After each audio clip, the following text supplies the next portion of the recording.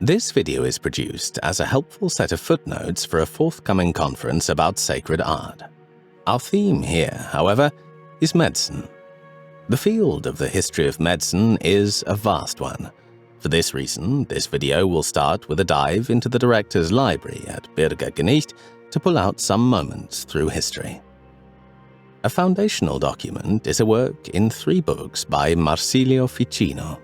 Ficino lived from 1433 to 1499. He was a scholar patronized by Cosimo and Lorenzo de' Medici and was instrumental in the Florentine Academy, a group of scholars who reinvigorated classical learning in Italy. The directors of Byrga Geniht possess a 1501 impression of Ficino's celebrated 1489 work De Triplici Vita Libri Tres. A manuscript inscription reveals that in 1502, this particular book entered the library of S.Eustorgio in Milan, the Basilica of the Relics of the Biblical Magi. S.Eustorgio was a center of medieval and Renaissance science owing to its connection to the Magi of Matthew's Gospel. Ficino himself successfully employed the Magi as a role model in justifying his scientific interests in Magia before the Holy Office of the Inquisition. The Dominicans who managed S.Eustorgio constituted part of the Inquisition at the time they acquired this volume. Both Ficino's Medici patronage and his validation by the Inquisition propelled the success of De Triplici Vita Libri Tres. We will first look at an elixir. In Book 2, we must read and digest a short chapter, Chapter 19. Magorum medicina prosendibus. Magi stellarum observatores ad Christum vitae ducem stella duce venerunt, pretiosum vitae thesaurum offerentes, aurum tus et mirram. Tria dona pro tribus planetarum domini stellarum domino dedicantes. Aurum, quidem pro temperamento lovis maxime omnium temperatum, tus autem pro sole praecipue foebo calore simul odoreque flagrens, miram deninque firmatum corpus atque conservatum pro Saturno omnio firmissimo planetarum. Huc igitur omnes ad sapientes magos venite senes, munera vobis quoque vitam productura ferentes, quibus auctorum vitae quondem venerati traduntur. Venite senes inquam senectutem graviter tolerantes. Venite evos praeterie, quoscunque senectutis prope mundum aventantis formido solicitat. Accipite precor, alacres vitalia donna, sumite uncias quidem turis duas, unam verum mirei. Auri rursum in folia ducti dimidiam drachmae partem, contundite tria simul, conflate, confundite in pilulas aureo quoda mero, idque tunc opportune confecite, quando Diana propitio foebi, vel lovis gaudet aspectu. Sumite post hac thesauri tanti aurora, qualibet portium culam, ac exiguo perfundite meripotu. Nisi forsan incalueret aestas, tunc enim aquam rosaceam bibere praestat. Si quis autem inter vos calorem quovis tempori magis metuat, is mirobalanum cebulam aut emblicam aequalem ad turis miraeque, et auri simul pondus adiciat. Hoc humorem procul dubio naturalum a putrefactione tuebitur. Hoc humoris resolutionem longius propulsabit. Hoc tres in vobis spiritus naturalem, vitalem, animalem, fovebit, confirmabit, corroborabit. Hoc rursum vegetabit sensum, aquet ingenium memoriam conservabit. An English reading is important for a modern audience. There is no better work in this regard than that published in Tempe, Arizona in 1998 by Carol V. Kasker and John R. Clark under the title Marsilio Ficino, 3 Books on Life, a critical edition and translation with introduction and notes. The whole work is of the highest importance to the study of Western history, and whilst a passage must be read out to progress this video, there is no substitute for a deep reading. Book 2, Chapter 19. The Medicine of the Magi for Old People. The Magi, observers of the stars, came to Christ, the guide of life, under the guidance of a star.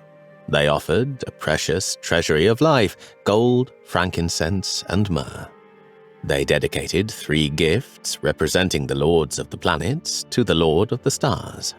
Gold, that is, representing the temperateness of Jupiter, because gold is the most tempered substance of all, frankincense for the sun, because it especially glows with Phoebean heat as well as odor, and finally myrrh, which firms up the body and preserves it, for Saturn is the most stable of all planets. Therefore, all you old people, come here to the wise Magi who are bearing gifts for you too. Gifts that are going to lengthen your life, gifts with which they are said to have once worshipped the author of life. Come, old people, I say, who are taking old age hard. Come too, you who are just troubled by the fear that old age is quickly approaching. Please receive gladly these gifts. Take 2 ounces of frankincense, 1 of myrrh, again 1/2 dram of gold formed into leaves. Grind the 3 together, mingle them, mix them with a golden wine to form pills, and perform this at the lucky hour when Diana enjoys the favorable aspect of Phoebus or of Jove. Thereafter, take a small portion of this great treasure any day at dawn and wash it down with a little drink of wine, except if it be in the heat of summer, for then it is better to drink rose water. Moreover, if at any time any of you especially fears heat, let him add a myrobalan, either kebule or emblic, equal to the combined weight of the frankincense, myrrh, and gold. Beyond any question, this will guard your natural moisture from putrefaction. This will ward off for a longer time the resolution of the moisture. This will foment, confirm, and strengthen in you 3 spirits, natural, vital, and animal. Again, this will quicken your senses, it will sharpen your intelligence, it will conserve your memory. We can see the afterlife of this in the work of the English horse breeder and writer Gervase Markham, who lived between 1568 and 1637. The 10th edition of Cheap and Good Husbandry, printed in 1660, is preserved in the Director's Library at Byrga Geniht. Describing preventative healthcare for racehorses, Markham advises, use oft to perfume his head with frankincense. Elsewhere, in the section relating to cattle, there are numerous references to the medicinal power of myrrh. Of the misliking or leanness of beasts. If your beast fall into any unnatural mislike or leanness, which you shall know by the discolouring of his hair, you shall then cause him first to be let blood, and after take sweet butter, and beat it in a mortar with a little myrrh, and the shaving of ivory, and being kept fasting, make him swallow down 2 or 3 bulls thereof. And if it be in the winter, feed him with sweet hay, if in the summer, put him to grass. Of the hide-bound, or dry skin in cattle. This grief cometh of overmuch labour and evil keeping, and above all other beasts your Lincolnshire oxen are subject unto it. The signs are a discoloured and hard skin, with much leanness. The cure is to let him blood, and to give him to drink a quart of good strong ale brewed with myrrh, and the powder of bayberries, or for want of berries the bay tree leaves, and then keep him warm, and feed him with hay that is a little mow-burnt, and onely looketh red, but is not dusty or mouldy, for that will get him an appetite to drink, and drinking will loosen his skin. Of the rot in beasts. If your beast be subject to rottenness, which you may know by his leanness, mislike, and continually scouring behind, you shall take bayberries beaten to powder, Myrrh, ivy leaves, elder leaves, and featherfew, a good lump of dry clay, and bay salt. Mix these together in strong urine, and being warm, give the beast half a pint thereof to drink, and it will knit and preserve them. Among other antiquarian books in the Director's Library that are equally alarmingly unscientific to the modern eye is a collection of works by the occultist and medical practitioner Ebenezer Sibly. Sibly lived from 1751 to 1799, 3 centuries after Ficino, 2 after Markham, and 1 century after Markham's well-thumbed reprints. For the purposes of this video, Sibly's most interesting output is, however, a 1795 patent, number 2049, which he gained for an elixir he called the Reanimating Solar Tincture. The best analysis of this phenomenon belongs to Susan Mitchell Somers, whose monograph, The Siblys of London, A Family on the Esoteric Fringes of Georgian England, published by the Oxford University Press in 2018, is as indispensable to 18th and 19th century studies as Kasker and Clark's work on Ficino is to Renaissance studies.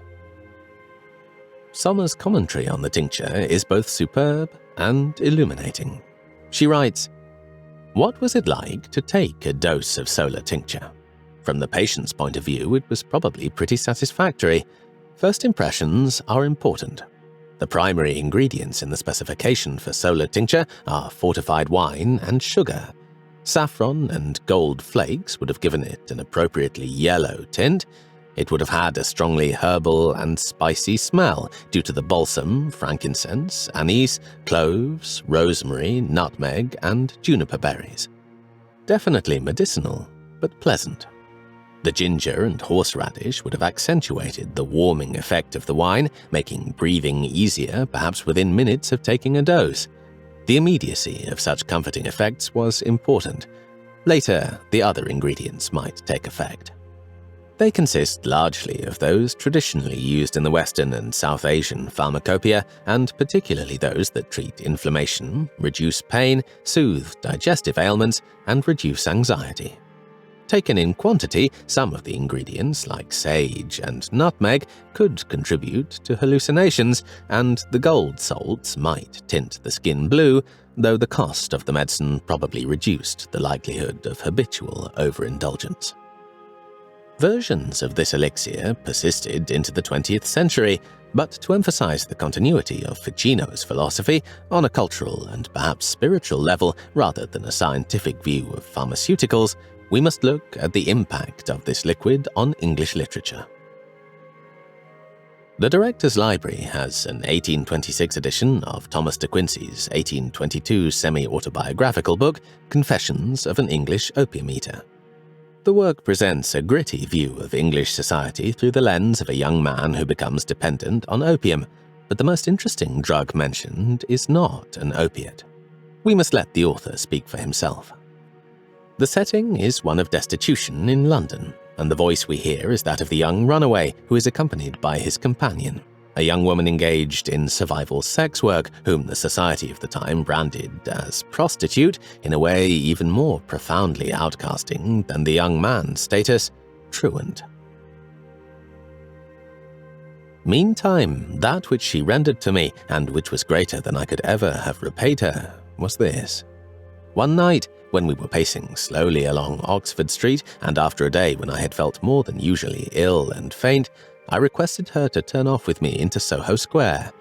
Thither we went, and we sat down on the steps of a house, which to this hour I never pass without a pang of grief and an inner act of homage to the spirit of that unhappy girl in memory of the noble action which she there performed.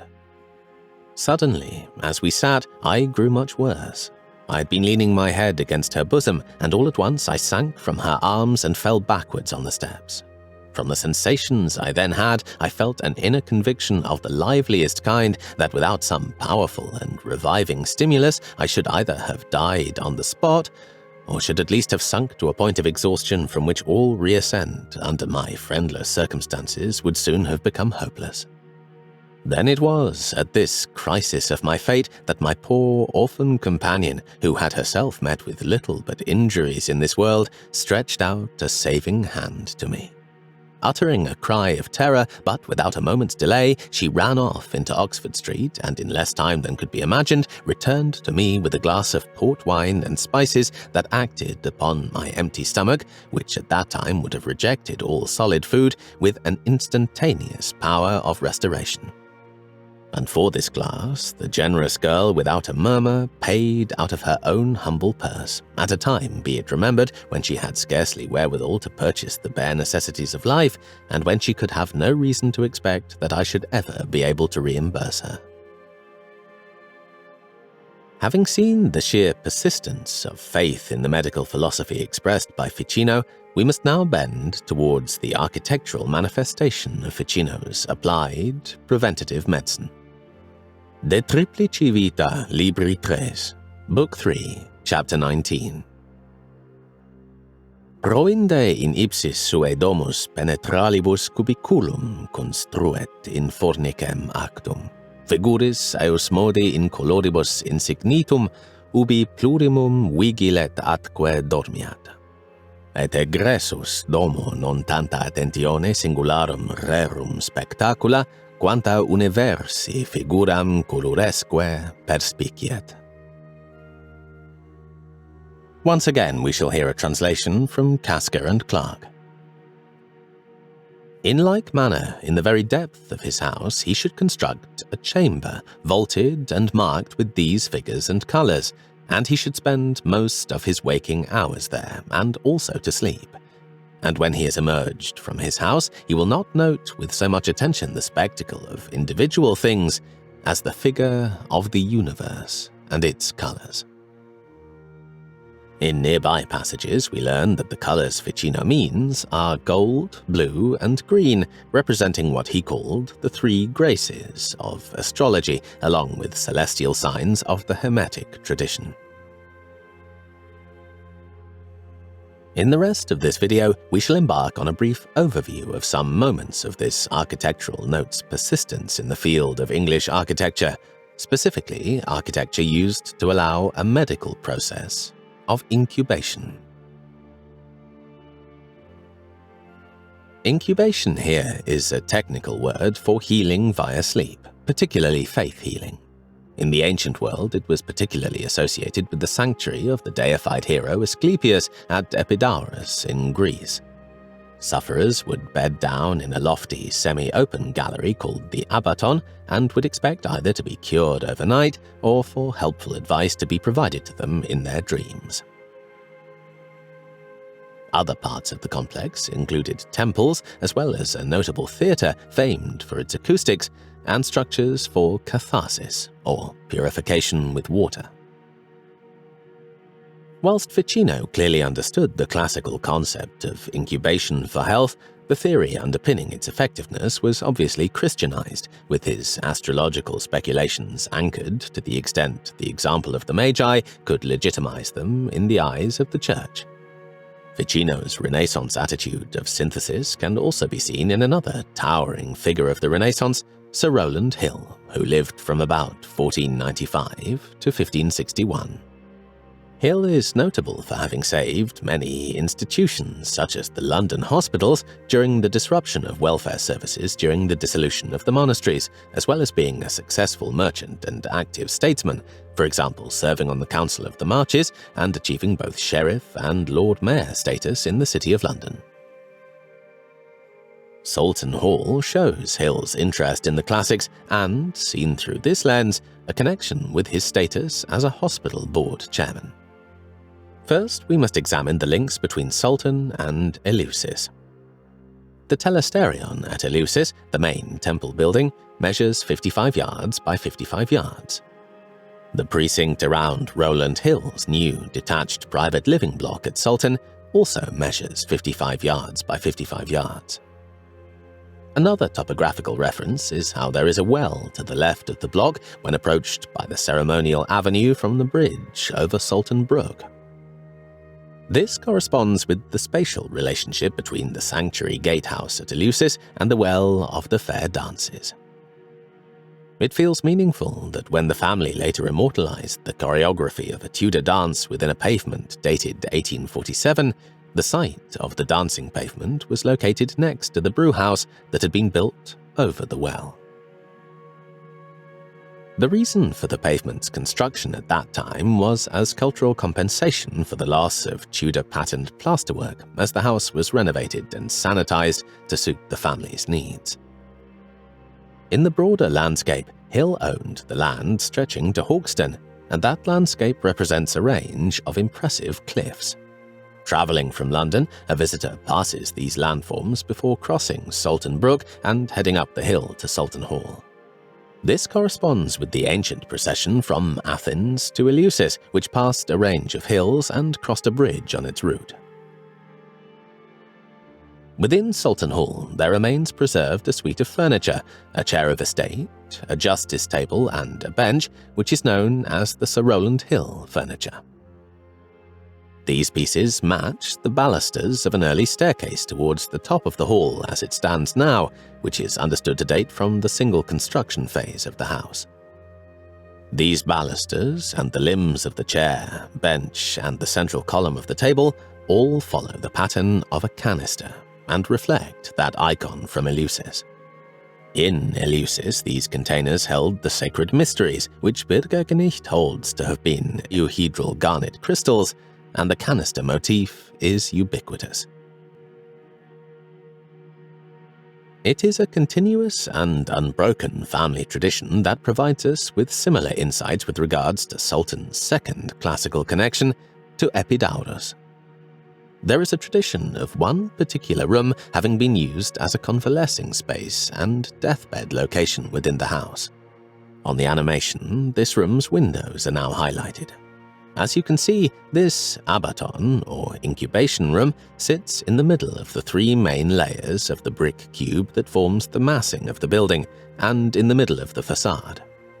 What is immediately noticeable is the disposition of the windows. The structural timber frame of the interior bisects the large window arrangements of the facade, with the interior walls hiding behind mullions. This technique would later be used by Smithson at Hardwick Hall. The reason it has been done here can be explained by flying around the house.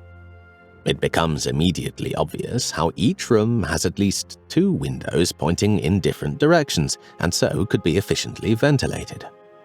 In the 20th century, the abaton, or incubation room, was partitioned into two rooms in order to provide luxury ensuite bathrooms for each corner guest bedroom. But the incubation tradition is so strong that a curious houseguest will readily be told about the history of this part of the hall. To the scientifically minded, a question is begged. Why this room? To which the answer has often been given that the two windows and south-facing aspect are healthy, but as we have seen, every room in the house has similar characteristics. There are two parts to a more Ficinian explanation.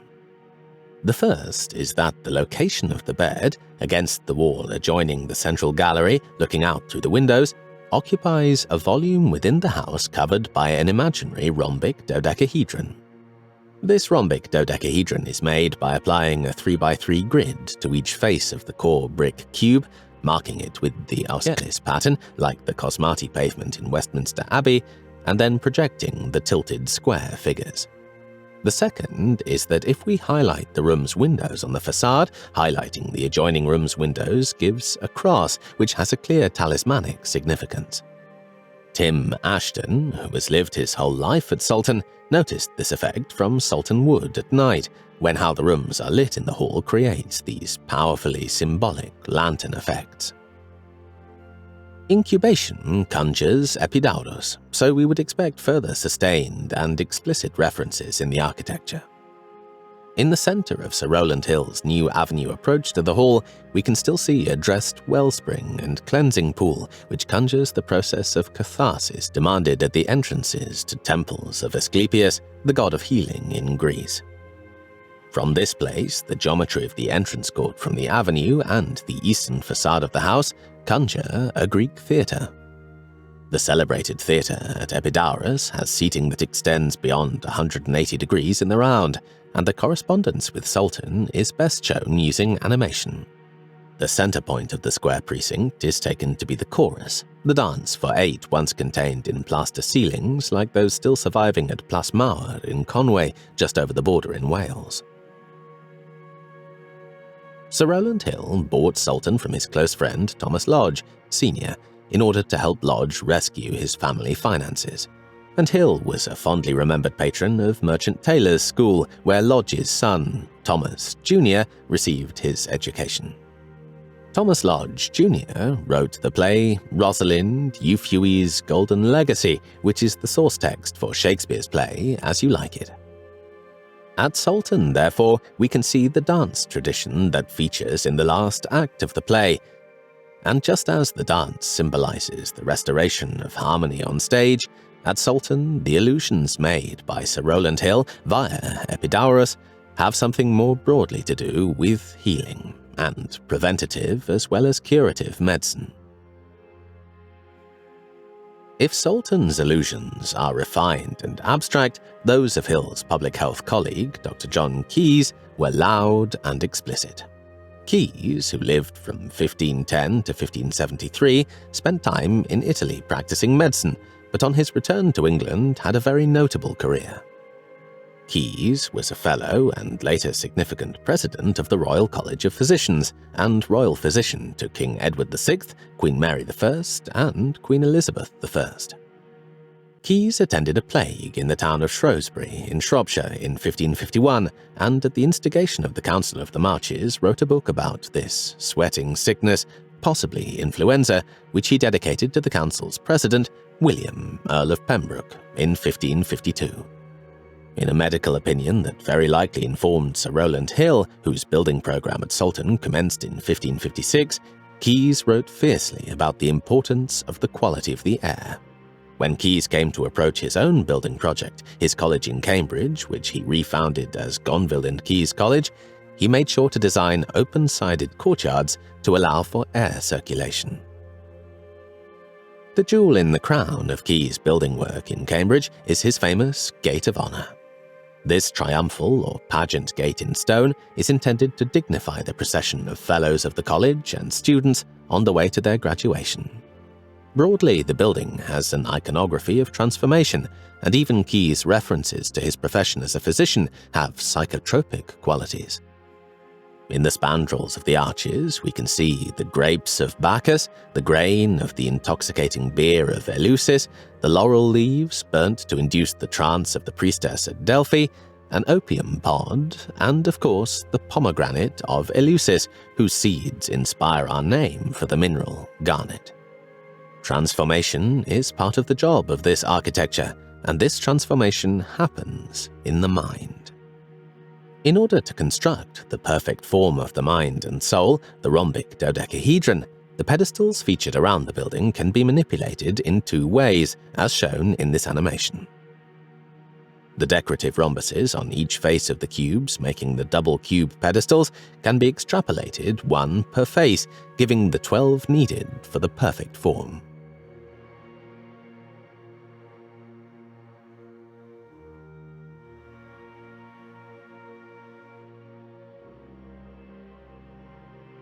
The double cube itself represents the volume inside, as a cube can be split into pyramids from its center and the square faces matched with an identical cube to create the rhombic dodecahedron.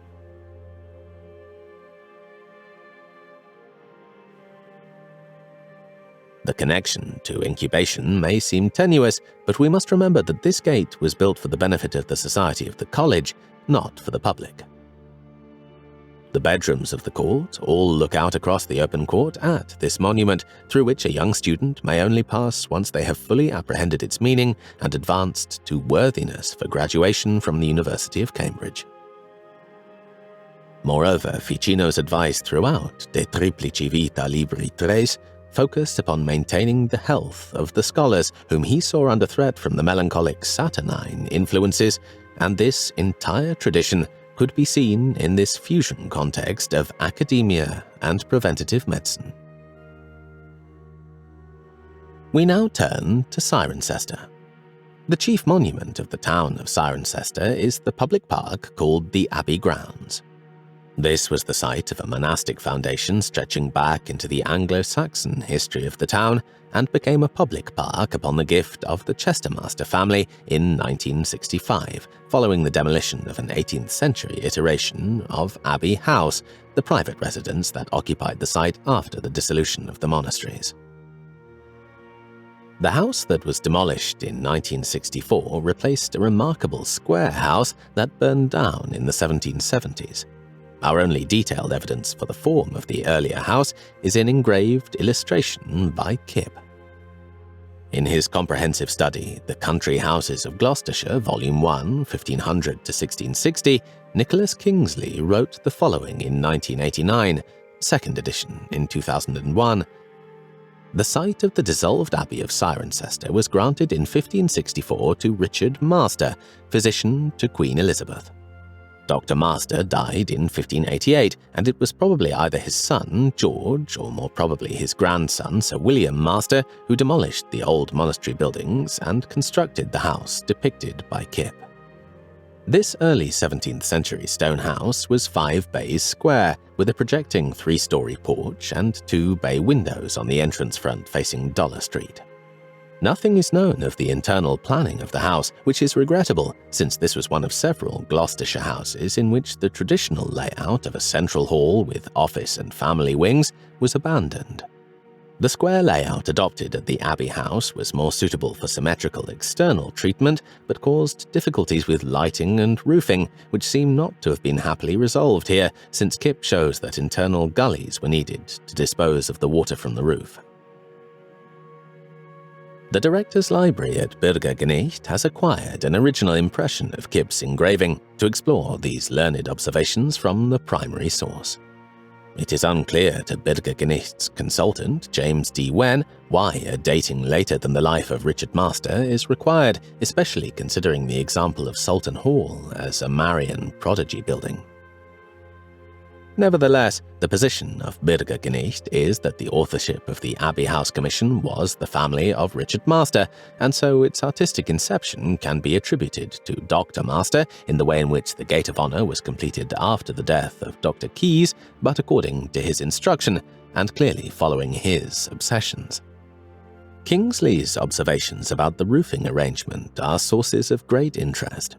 When we look at Kip's drawing, expecting that the building we see in front of us is not a product of fashion but a philosophical construction, the roof makes sense. The 4 rainwater spouts on the western facade that we see have been disposed in a way that accentuate a 3-fold division of the facade, as at Sulton.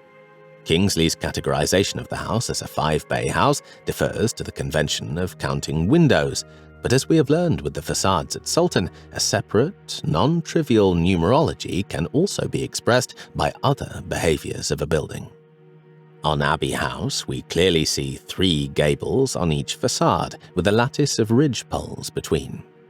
Kip's confusion at the extent of this latticing anticipates, and perhaps caused, Kingsley's assertions about the internal gullies, which are speculation with which Byrga Geniht agrees, but ventures to extend in specificity. Byrga Geniht's position on this matter is that the waterspouts on the western facade talk. They reassert the numerology of the roof above the numerology of the fenestration. Therefore, Byrga Geniht's preferred hypothesis is that the water in the inverse pyramid roof valleys headed straight down vertically through the house to the basement.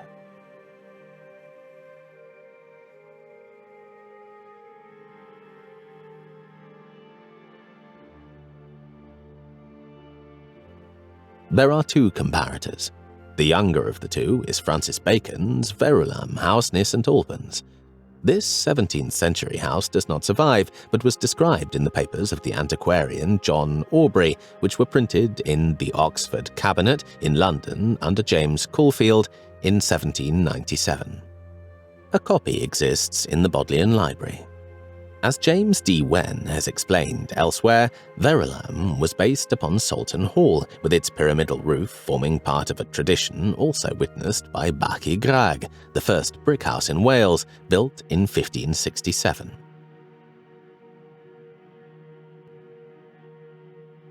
Francis Bacon innovated in ways that are of interest to us.